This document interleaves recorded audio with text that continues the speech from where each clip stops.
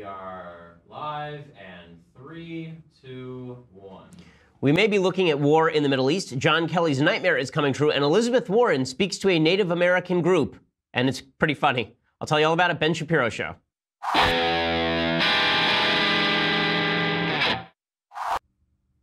So Pocahontas speaking in front of a Native American group today, sending some serious smoke signals from her wigwam about her future presidential run. That is not me mocking Native Americans, by the way. That is me mocking Elizabeth Warren's pretensions to be a Native American. She used that nonsense to essentially become a professor at Harvard Law School, apparently. And now she's trying to use this Native American group as a shield in order to shield herself from accusations that she's a liar about that Native American heritage. We'll get to all of those things. First, I want to say thank you to our sponsors over at Birch Gold. So, in times of great uncertainty, look at the stock market right now. You see how volatile the stock market is? That's because sometimes the stock market gets volatile, and that's why you should have some of your assets in precious metals. That is what Birch Gold is there for. They have a long-standing track record of continued success, thousands of satisfied clients, countless five-star reviews, and A-plus rating with the Better Business Bureau. And you can contact Birch Gold Group right now to request a free information kit on physical precious metals. It's a comprehensive 16-page kit, and it shows you how gold and silver can protect your savings, how you can legally move your IRA or 401k out of stocks and bonds into a precious metals IRA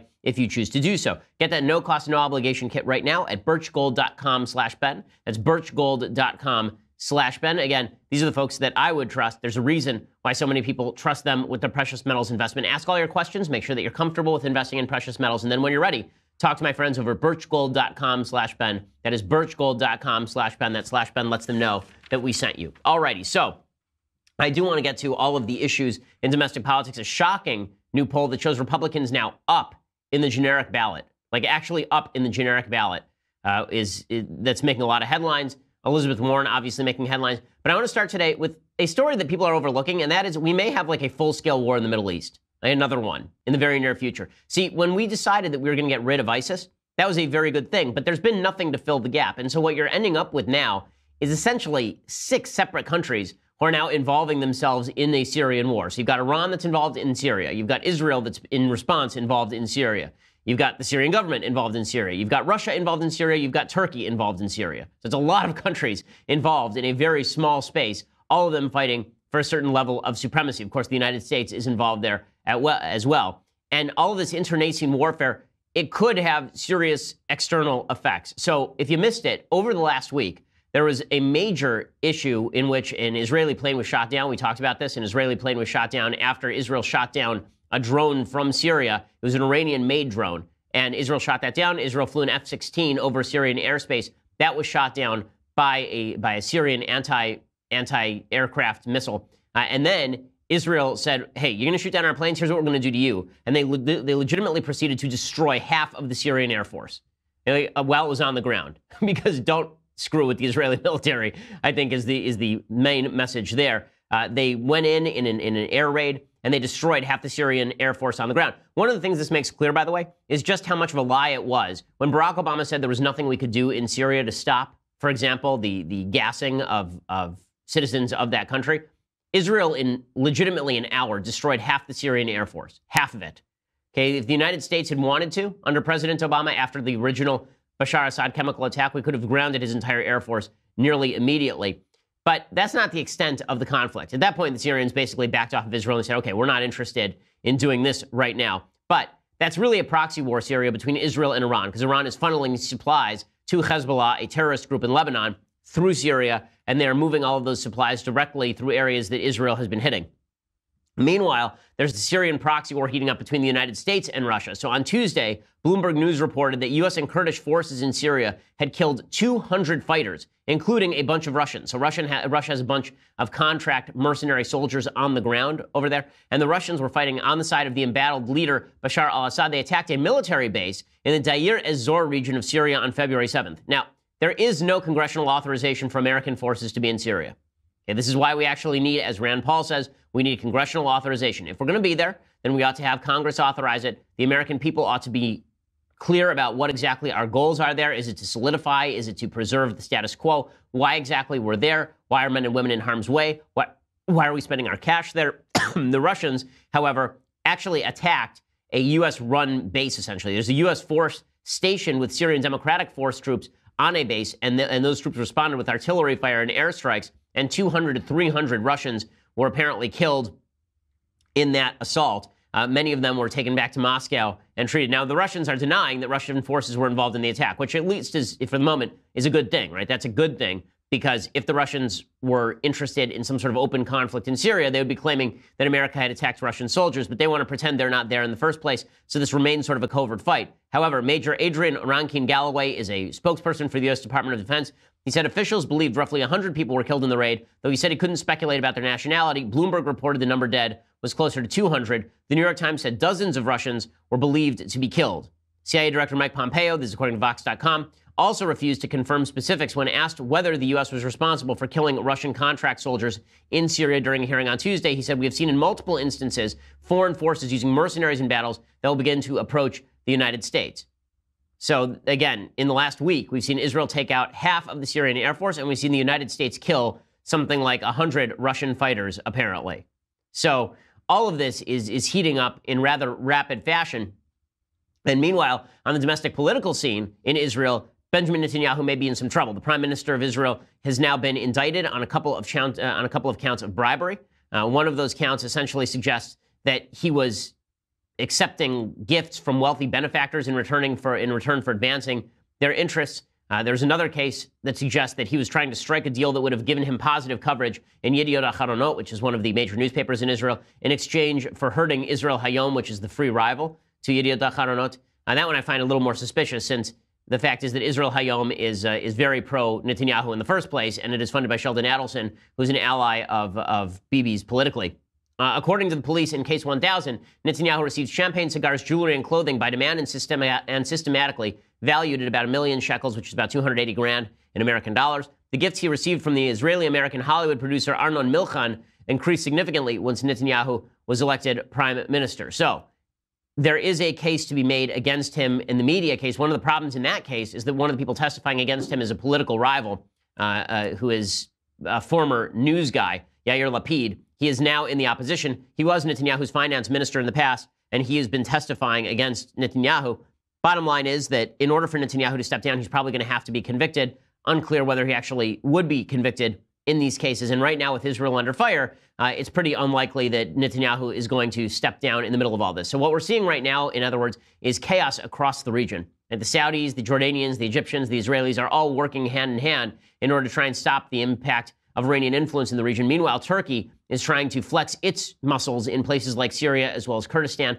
It is shocking how the West has abdicated its responsibility. And part of that, a huge percentage of that, most of that, is on the Obama administration, which went out of its way to embolden Iran, which went out of its way not to do anything with Bashar Assad, which went out of its way to let ISIS run roughshod throughout the Middle East, at least until its latter days. The Trump administration has said a lot of the right things on the Middle East, but they're not actually doing a lot on the Middle East. So whenever there's an uprising in Iran, for example, we say a lot of stuff, but it's not clear that we're actually doing much of anything. In Syria right now, we're doing a few things, but not enough that we're actually seriously involved, and too much to say that we're not involved at all. At a certain point, we're going to have to take a harder position on what exactly we want to see happen in Syria, because otherwise the chances of escalation here are increasingly likely. It's increasingly likely that this will end up spiraling out of control. Israel will hit the Syrians will hit Israel, Iran will be drawn in, Israel will go to war with Iran. A regional war like that would look a lot like World War III, because Russia then might be drawn in on one side with the United States on the other. All of that would be due to the abomination of foreign policy that was the Obama administration. But if the United States doesn't take some pretty clear active measures right now, then this thing could escalate out of control pretty quickly, and we would be dragged into a situation that we really do not want to be involved in the first place. Okay, so I want to talk a little bit about domestic politics in just a second. But first, I want to say thank you to our sponsors over at Skillshare. So Skillshare is the best way for you to increase your resume, to make your resume that much better, right? It's a new year. You want to make sure that you are able to move up in the world. Well, the best way to do that is by increasing your skill set, and that's what Skillshare is for, right? Skillshare is an online learning platform, over 18,000 classes in design, business, technology, and more. You can take classes in graphic design, social media marketing, illustration, mobile photography, you name it, they've got it. So whether you're trying to deepen your professional skill set, start a side business, or explore a new passion, Skillshare is there for you. I've been taking the social media marketing classes. I know folks in the in this office have taken graphic design classes. I took a watercolors class, which relaxes me in the evening time. Skillshare just has a ton of these courses that are available for you. So you're a lifelong learner. That's why you listen to this show. Skillshare makes that easy, and they make it affordable as well. Join the millions of students already learning on Skillshare today. We have a special offer just for my listeners. Get 2 months of Skillshare for just 99 cents. Skillshare is offering my listeners 2 months of unlimited access to 18,000 classes for just 99 cents. To sign up, go to Skillshare.com/Shapiro. Again, Skillshare.com/Shapiro. Use that /Shapiro so that you get that deal. Right? Again, you'll get 2 months of Skillshare for just 99 cents, which is a fantastic deal. You can see if you like it. Skillshare.com/Shapiro. Start that 2 months right now. Skillshare.com/Shapiro. Let them know that we sent you as well. Okay, meanwhile, on the domestic political scene, Elizabeth Warren apparently is now speaking out about how she is a Native American. So she's speaking to the Native American or Native Indian Conference of some such or other. I'm not sure what exactly. It was the National Congress of American Indians. That's what it was. She made a surprise appearance at the National Congress of American Indians.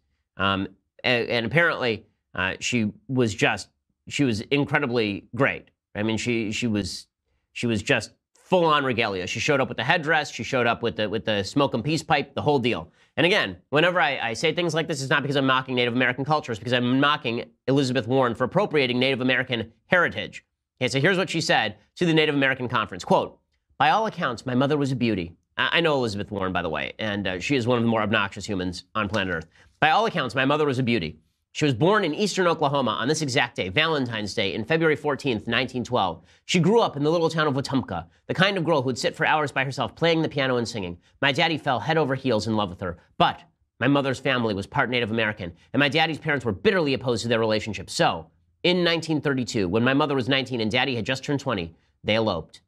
Okay, so she doesn't provide any evidence, by the way, that she is of Native American heritage at all. Like none, like zero evidence. And then she says, this is my favorite line, "I get why some people think there's hay to be made here. You won't find my family members on any rolls, and I'm not enrolled in a tribe." Right? So she's openly admitting that she's not enrolled in a tribe, that you won't be able to find any of her family members on the Native American rolls. Remember, the record keeping for Native American heritage is extremely good. Right? It is very in-depth, which is why you can have situations where legitimately the government will come and take somebody who's a quarter Native American out of their foster home and bring them back to a reservation because of how good the rolls are. Right? But this is the best part. She says, quote, "Our stories are deeply woven into the fabric of who we are. The stories of immigrants and slaves, of explorers and refugees, have shaped and reshaped our country right up to the present day. For far too long, your story has been pushed aside to be trotted out only in cartoons and commercials. So I'm here today to make a promise. Each time someone brings up my family's story, I'm going to use it to lift up the story of your families and your communities."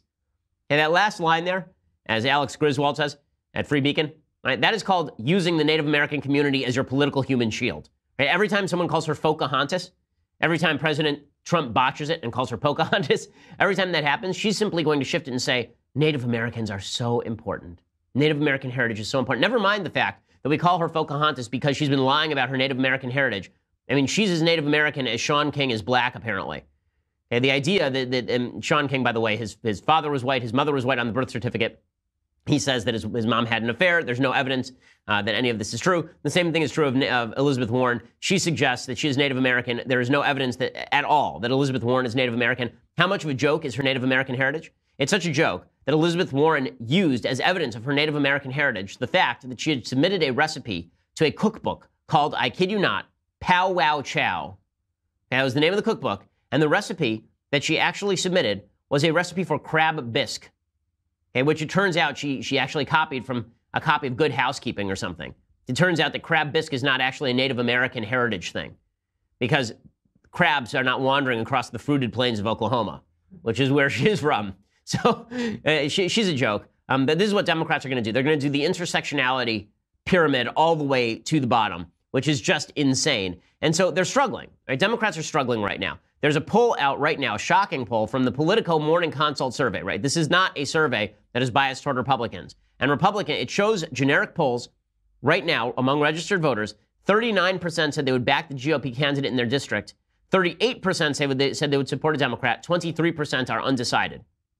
So Democrats still have a pretty solid advantage across a variety of polls, according to CNBC. An average of recent generic ballots shows Democrats with about a 7-point lead, according to Real Clear Politics. But that was 13 points at the end of last year. So they've fallen at least 6 points. And there are a couple of outlier polls now that show that the Republicans are actually in the lead or even. Right, so that is a big piece of news. Also, the Politico Consult poll, Morning Consult poll, it shows a 47% approval rating for President Trump. That's about as good as it's going to get for Trump. Trump's never going to break 50. But 47% is a very solid approval rating for President Trump. So despite the attempts to beat him down over the Rob Porter situation or the bleep whole countries remark, it's as I said, everything is baked into the cake except the evidence of how the economy is doing. That is not baked into the cake. All of the character stuff is baked into the cake with Trump. So, for example, there's a story out today that Michael Cohen, who is Trump's lawyer, did in fact pay Stormy Daniels, a porn star, $130,000 out of his own pocket, supposedly out of the goodness of his heart. Now, Cohen says, quote, neither the Trump organization nor the Trump campaign was a party to the transaction with Miss Clifford, that's Stormy Daniels, and neither reimbursed me for my payment, either directly or indirectly. He said the payment to Miss Clifford was lawful and was not a campaign contribution or a campaign expenditure by anyone. He was asked, by the way, why it was that he had actually just signed a six-figure check to a porn star with whom he had not had personal relations, and he refused to answer those questions. It was just out of charity. He just likes porn stars that much and feels that bad for him. He signs random checks days before the election in the amount of $130,000. Of course, that's a joke. Of course, it's ridiculous. Cohen is saying this in response to a complaint one group filed with the FEC regarding the payment. Right? He has not confirmed or denied anything with regard to the payment itself. But is this hurting Trump anyway? No, of course. The Stormy Daniels stuff happened 2 weeks ago and no one cared. Everybody immediately brushed off the fact that the president of the United States, when he was married and his wife had just given birth, was having an affair with a porn star and then dropped $130,000 on her days before the election to keep it quiet. Or at least his lawyer did, out of the goodness of his heart. Man, I got to get me one of those lawyers. I got to get me one of the lawyers who actually signs my gas bill. The lawyer who just says, I love my client so much that out of the goodness of my own heart, I just pay people off. So that doesn't have any impact on Trump. And so Democrats are struggling because the character attacks aren't doing a lot of good for them. They're going to continue to leverage them, of course, but they're so ensconced in the identity politics of what they do that they're having some serious trouble translating that into political victory. And so they have to sort of tell fibs. Now, their best angle of attack here would be that President Trump doesn't care about you. Right? President Trump, this is always the gap for Republicans. It's a gap for President Trump. That President Trump doesn't care about people like you. He's not really trying to help people like you. He's just trying to help his corporate buddies. Right? You do the Bernie Sanders routine. It is shocking to hear that these words are going to come out of my mouth. But Bernie Sanders has the best angle of attack on President Trump. Okay, not Kamala Harris, not Cory Booker, not all the people who insist on being offended. Being offended by Trump plays into his shtick. If you are offended by Trump, Trump has won. If you say that Trump doesn't care about people like you, that is always the most fruitful line of attack against Republicans. But Democrats don't seem to care about that, and so they're continuing on with this intersectional nonsense. So, for example, Senator Bob Menendez from New Jersey, he's going on and on about how Trump doesn't care about immigrants, and we shouldn't use the term chain migration. Again, this is intersectional nonsense. Now, I find it obscene, the phrase chain migration. It is incredibly cruel to those whose ancestors were brought to this country in chains in slavery. It is a dehumanizing element of what is, in essence, family reunification, which has been the core of American immigration principle for over a century. The belief that when we have families together, that ultimately they strengthen not only themselves and help each other, but they help build communities and help build our nation.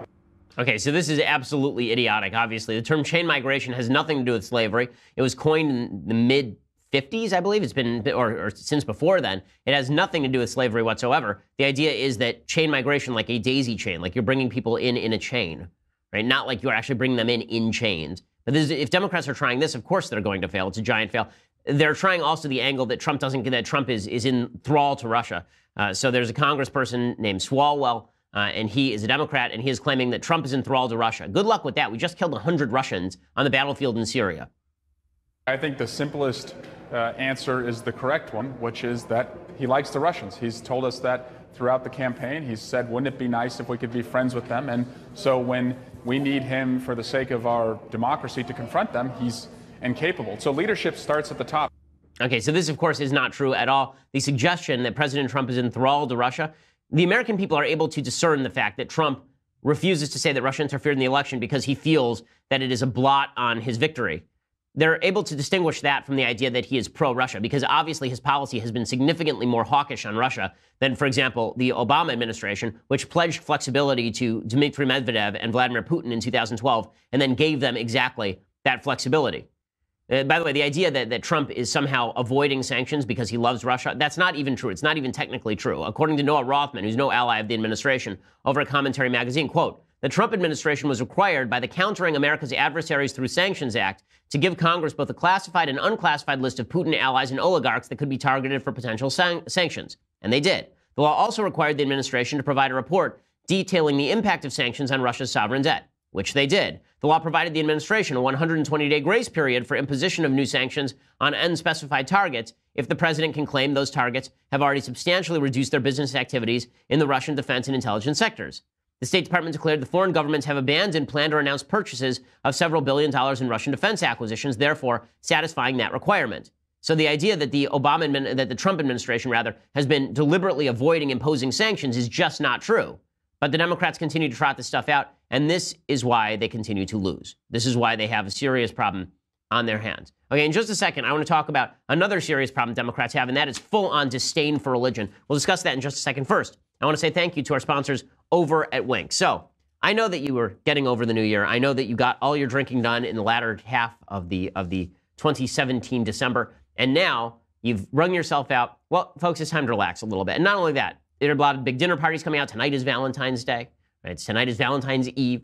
What better than to get a bottle of wine? Well, Wink.com can make it happen for you. Okay, Wink wine experts select wines matched to your taste, personalized for you, shipped right to your door, starting at just $13 a bottle. There's nothing like coming home to a box of delicious Wink wine or to the office where all of my employees are drunk on Wink wine on a regular basis. Fill out that Wink palate profile quiz and answer simple questions that your average store clerk wouldn't ask or translate into a recommendation like, how do you take your coffee and do you like blueberries?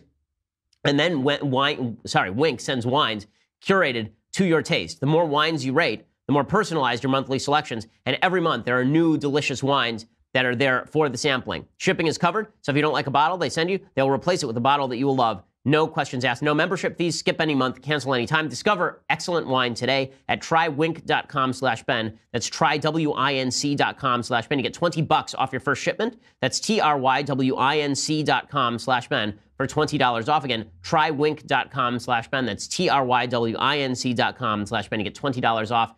Folks around the office love the Wink wine. And also, if you don't know anything about wine, you need to bring over a wine for a friend, for a dinner, then you can take the palate profile quiz on their behalf and get a wine that they will love. So that's pretty awesome. Check that out, trywink.com/Ben, and get $20 off, as well as letting them know that we sent you. Okay, so when I talk about the Democrats being at a complete disconnect with the American people, nowhere is this more obvious than when it comes to disdain for religion.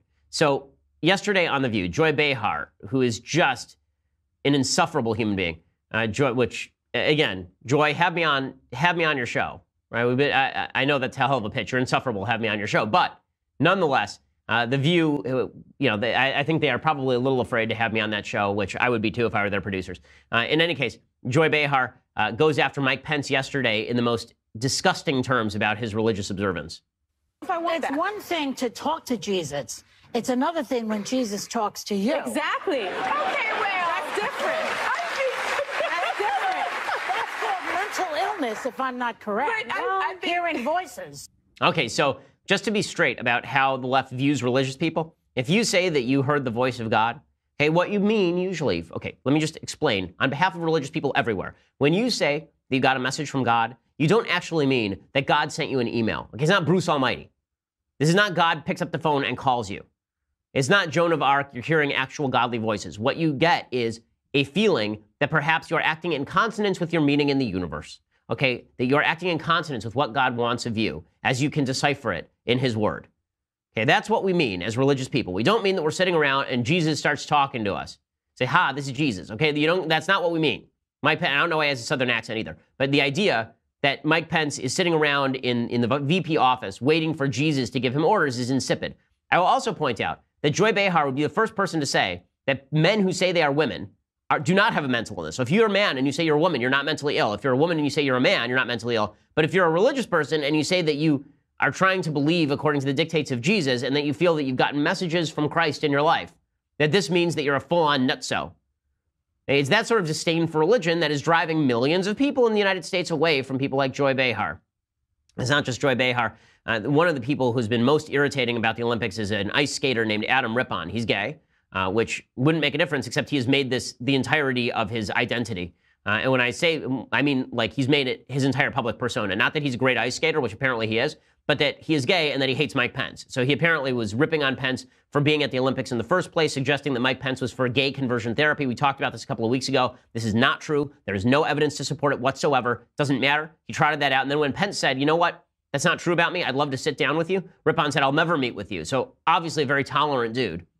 Well, yesterday he came out and he says, listen, I don't want my Olympic experience to be about Mike Pence. So let's get this straight. You punch Mike Pence in the face rhetorically, and then you run screaming from the room. And then you say you don't want your Olympic experience to be about Mike Pence because you've implied that religious people all over the United States hate gay folks.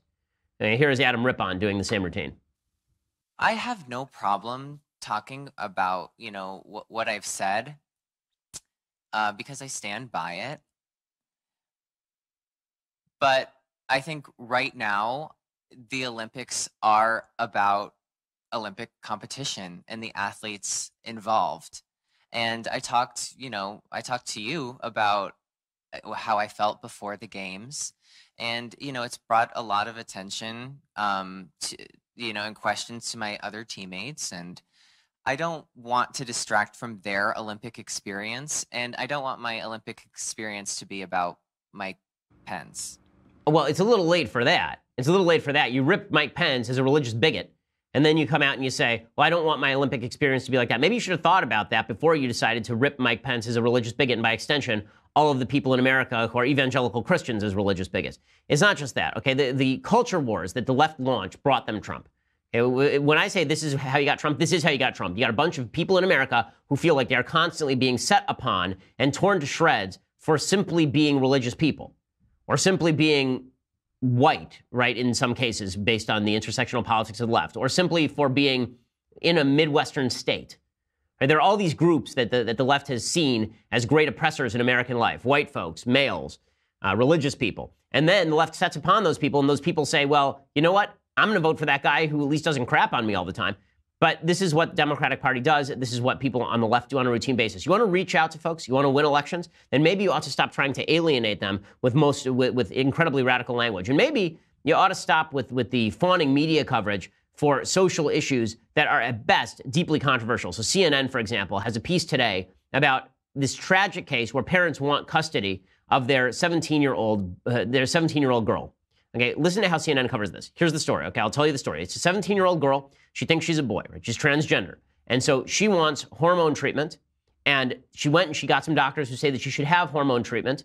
And then she tried to have custody handed over to the grandparents. The parents said, listen, you're going to be 18. When you're 18, we can't do anything to stop you. But when you're 17, not on our watch. On our watch, you're not going to have surgeries and mutilate your genitals. You're not going to have surgeries and mutilate your breasts. We're not going to allow you to have hormone treatment and mutilate your body. That's not something that we're going to allow you to do because we don't think that that is the best treatment. We don't think that the scientific evidence is there. Okay, the scientific on this stuff, evidence on this is at best mixed. It is at best mixed. There are studies that suggest that suicidality, the suicide attempt rate goes down for people who attempt transgender surgery. There's also some evidence that suggests that after a certain period of time, the suicide rate goes back up. So the evidence is just not, it's not perfect in any direction. This is not a cure-all by any stretch of the imagination.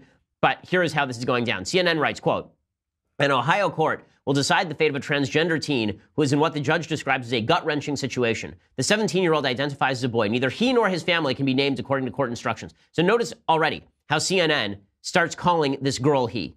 Right? This is a biological woman, and CNN is already calling this girl he in order to bias the case. Because if the parents won't acknowledge it, CNN will. The teen's parents want court authority to stop their child from getting the treatment and therapy that was recommended by his medical team in what it characterizes as a possible life or death situation. What makes it a life or death situation? Apparently, the teen is suicidal. And they're suggesting that the cure for the suicidality is hormone treatment and or genital disfigurement. And that is what this team of medical experts suggest. Well, maybe there's another team of medical experts that suggests differently.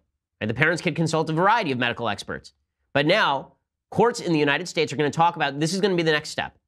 You want to talk about culture wars? This is the culture war. The next step is going to be you have a 5-year-old child, and your child says that she is a he, and you say, sweetheart, no, you're not. You're going to outgrow this. We'll go and we'll talk to somebody about this, but you're a girl, and we're going to try and get through this together in the best, most healthy possible way.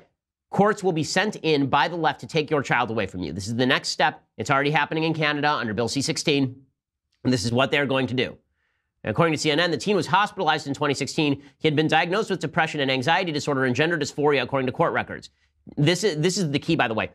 This is the reason why the APA's evidenceless reclassification of gender identity disorder to gender dysphoria actually matters. So gender identity disorder suggests that that when you are disordered, right, when you're a male who believes that you're a female, that this is a disorder, and associated with that disorder are depression and upset, right, but it is a disorder that must be treated head on. Gender dysphoria, they say that's perfectly normal. It's perfectly normal if you're a man who believes you're a woman. The only thing that's problematic is if it crosses over with depression, right? There's no actual delusion. You're actually a man in a woman's body, but it's only a problem if you're depressed. So the idea is if you treat the depression, then you'll be alleviating the gender dysphoria. The evidence for this is nil. It does not exist. The idea that if you alleviate all of the life forces, that the suicide rate goes down to normal, non-disordered levels is just not true, right? There's no evidence that the suicide attempt rate in the transgender community post-surgery, or if everybody calls you by your preferred pronoun, goes down to the normal rate of a normal man or a normal woman who does not believe they're a member of the opposite sex. Doesn't matter. The court is probably going to try and take away this kid and give the kid to the grandparents, who apparently are going to go along with the treatment. And they're saying that apparently the attorney for the family says the parents maintain that they love their child and said the child's mother said the child has nothing to fear from her and she wants to have a relationship with her child. She also acknowledged that if the parents are granted custody, they want the child to continue to live with the maternal grandparent, not in an effort to avoid parenting their child, but because they believe that the current living arrangements is in the teen's best interest. But they say this kid is not capable of making a life-altering decision right now. The court is going to disagree, and they're going to say that if they call the kid by the kid's normal name, if they say that the she is a she, then the kid is going to commit suicide. That means that it's on the parents. This is a very dangerous precedent that's being set. It's the reason why we're in the middle of a brutal culture war, and there are political aspects to this that are really a problem, that are a serious problem. Okay, in just a second, I'm going to give you the update on the Rob Porter fallout because it looks like it's getting worse, not better, for the White House. First, I want to say thank you to our sponsors over at Tracker. Okay, so you lost your phone. You lost your wallet. You lost your keys because the day ending in Y, and we all lose those things every day. But no longer do you have to worry about this. This is what Tracker is for. So I lose my keys, and now when I lose my keys, I grab my phone, and I can just use the Tracker app, and I can find my keys. If I lose my phone, I have the Tracker Bluetooth on my keychain, and I just hit it, and my phone starts beeping. It doesn't matter if the ringer's off. It doesn't matter if I've turned the volume all the way down. It will still beep through. Right? It will still beep all the way through, and that means that you can find your phone if it's buried under a couch cushion or in my child's car seat, as the case may be.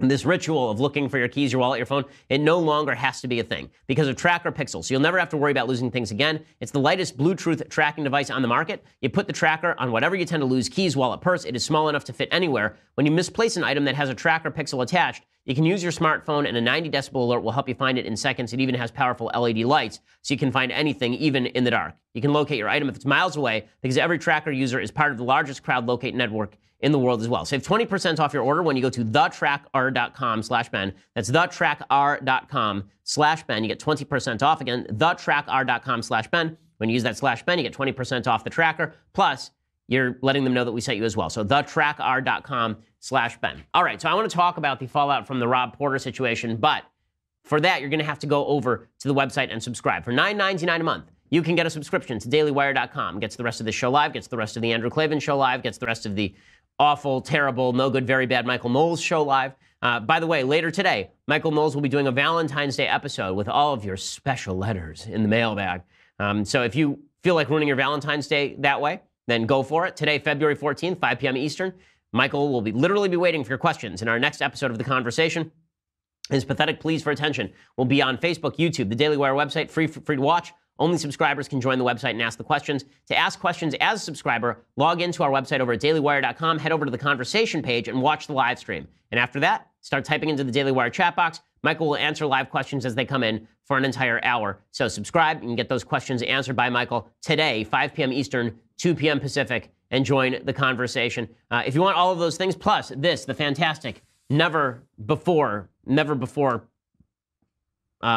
compared, I don't know, I lost words. If you want a great mug, the Leftist Tears Hot or Cold Tumbler. This is the thing, okay? You get it with the annual subscription, $99 a year, cheaper than the monthly. So go and check that out right now. Or check us out later, iTunes, SoundCloud, YouTube, subscribe, leave us a review. We are the largest, fastest growing conservative podcast in the nation.